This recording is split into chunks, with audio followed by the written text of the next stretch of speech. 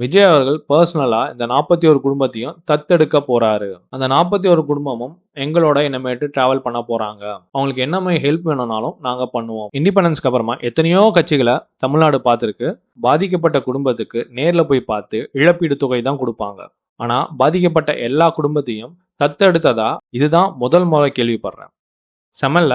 இதுக்கு டிவிகேவையும், விஜய் அவர்களையும் கண்டிப்பா பாராட்டணும். ஸோ பாதிக்கப்பட்ட குடும்பத்துக்கு என்ன மாரி ஹெல்ப் பண்ணுவாங்கன்னா, அவங்க வாழ்க்கை ஃபுல்லா மாசம் மாசம் ரூ. 5,000 குடுக்கிறதா சொல்லியிருக்காங்க.